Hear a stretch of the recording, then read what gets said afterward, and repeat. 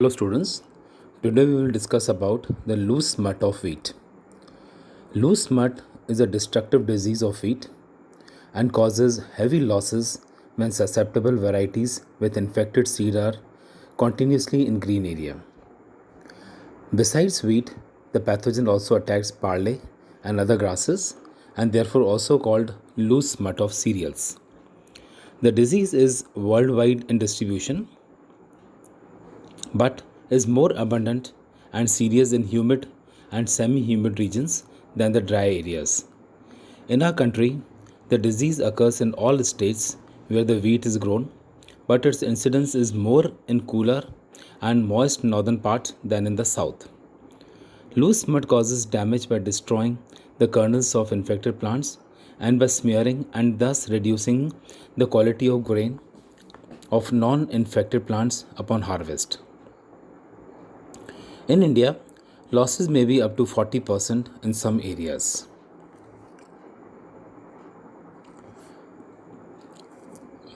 We come on to the symptoms. The disease is very destructive in the sense that every head of the attacked plant is converted into a black powdery mass of spores and no grains are formed. The disease is recognized in the field only when the plant produces ears. Smutted plants developing from the seeds infected internally by the dormant mycelium of the fungus generally head earlier than healthy ones, and smutted heads often project over those of healthy ones. In Sonalika RR21 variety, yellow chlorotic streaks may develop on flag leaves before emergence of ears. Number and height of tillers is also reduced in this cultivar.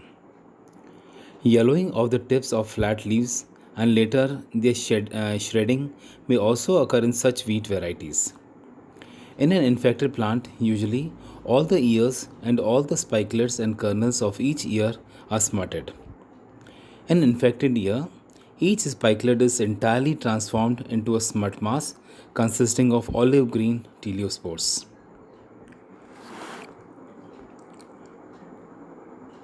This is first covered by a delicate grayish membrane which soon bursts and set the spores free. The released spores are blown off by wind and there is left a naked rachis. These spores released in the field cause new infections and spread the disease to healthy plants in the field.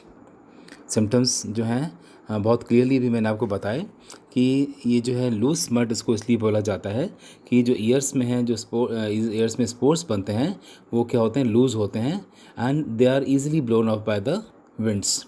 और wind के द्वारा ये क्या करते हैं, जो रैचेस होती है वो नेकेड हो जाती है क्योंकि इसके जो जितने भी स्पोर्स हैं वो they are carried by the wind to the other plants and they cause new infections and spread the disease to healthy plants in the field. और इसी वजह से इसको क्या कहा गया है, लूज़, क्योंकि ये क्या होता है, ग्रेन्स में कवर्ड नहीं होते हैं, इनके जो स्मट स्पोर्स हैं वो लूज़ होते हैं, अनकवर्ड होते हैं. उसके अलावा भी प्लांट्स में बहुत ज़्यादा इसकी वजह से डैमेज होता है और जहाँ भी फील्ड में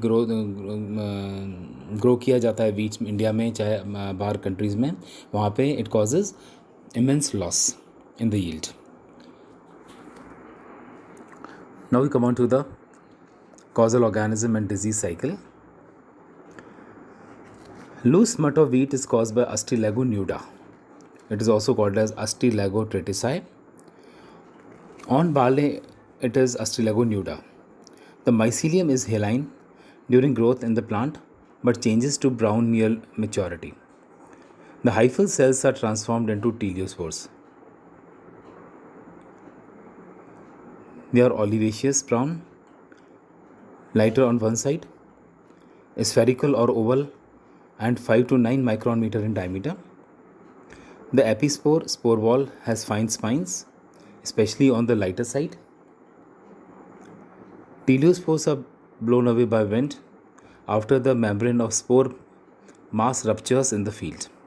जैसे मैंने आपको बताया कि टीलियोस्पोर्स जो होते हैं वो they are blown away by the wind. They fall on the feathery stigmas of healthy flowers. At the time of flowers appearing, there can be seen clouds of these teleospores over the field. और ये क्या करते हैं, they fall on the feathery stigmas, and here from where they start germinating. At the time of flowers are appearing, there can be seen clouds of these teliospores over the field. In dry weather, the glooms of flowers are widely open.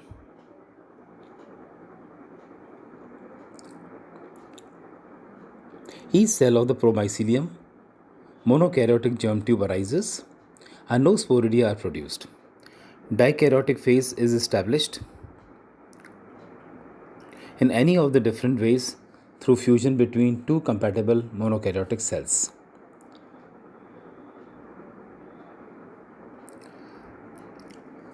The dikaryotic infection germ tube then invades the style and finally the ovary of the infected carpel. Some workers could not find evidence of invasion of the ovary through the style.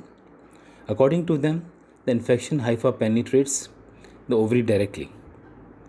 वो क्या करते हैं, कुछ ये कहते हैं कि stigma से नहीं जाता है, इन्फेक्शन जो होता है या जर्मिनेशन होता है स्पोर्स का वो happens directly on the ovary.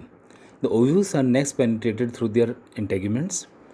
The infection hypha then passes into the space between the endosperm and the nucellus. Later it reaches the scutellum and penetrates the embryo. Some hyphae grow along the rudimentary vascular bundles to occupy the part between apex and the root. Finally, all parts of the embryo except the root contain hyphae, and there is a very copious mycelium in the scutellum. In the ripe brain, the hyphae of the fungus are dormant, thick-walled, oily, and irregularly swollen. The pathogen survives as dormant mycelium in the cotyledon of infected kernels. When these infected grains are sown, the mycelium resumes its activity and grows with the seedling. The pathogen जो होता है, it survives as a dormant mycelium. Cotyledons में survive करता है infected colonel's के, और जब भी इन्फेक्टेड ग्रेन्स को हम उनकी सोइंग करते हैं, ग्रो करते हैं, माइसीलियम क्या होता है, वो एक्टिव हो जाता है. एंड जिस तरह से सीडलिंग ग्रो होती है, साथ साथ ये माइसीलियम भी पैथोजन का ग्रो होता जाता है. It grows intercellularly through tissues of embryo and young seedlings until it reaches the growing point of the plant. The mycelium then follows closely the growth of the plant and grows best just behind the growing point. These plants flower earlier than those developing into the normal seeds. When the plants form ears, and even before their emergence, the mycelium invades all the young spikelets.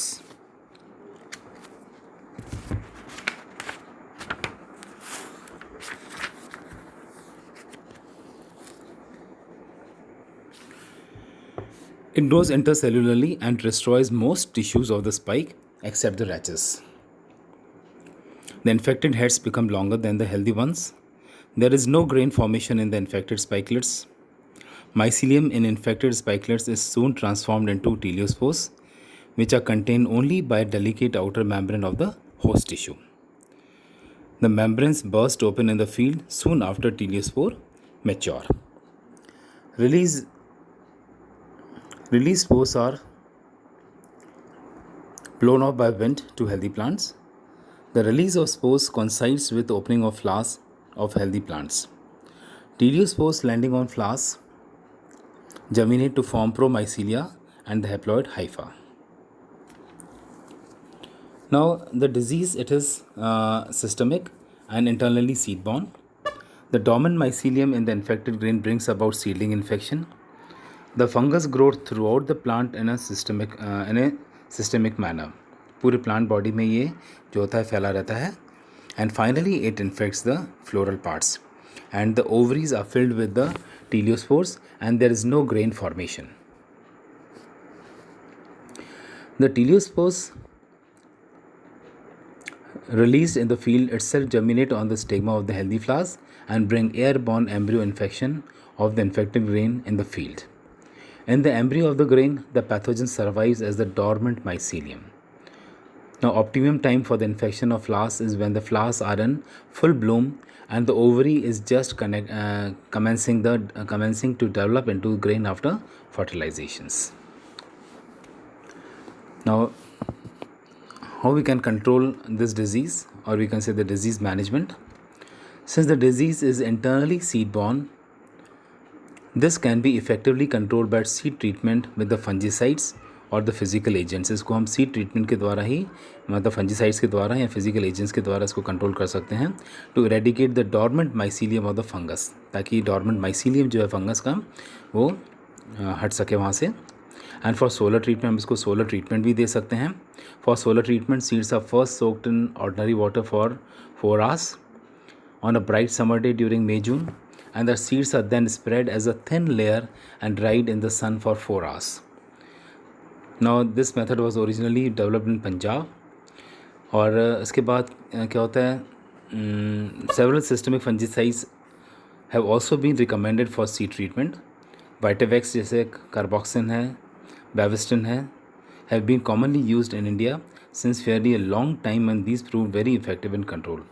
ये क्या है, systemic fungicides हैं जिनको हम क्या करते हैं, use करते हैं for the control of this disease. The normal dose used is 2.5 to 3 grams of fungicide per kilogram of seed. Vitavax can also be used in combination with Thiram, Manab or copper quinolate. Raxil produced by Bayer India, used as 1.25% concentration, has also been found as effective as Vitavax and Bavestin and is relatively cheaper. इसके अलावा सबसे जो best method होता है that is sowing of resistant varieties. Several resistant varieties of wheat have also been developed for cultivation in different regions of India. कुछ examples मैं आपको बता रहा हूँ जो कि रेजिस्टेंट हैं. These are NP 710, 718, 761 and 717. Then Bansi 224, NP 791 and MPO 117, 125, 137 and 169, and they are recommended for cultivation in UP, Punjab and Bihar.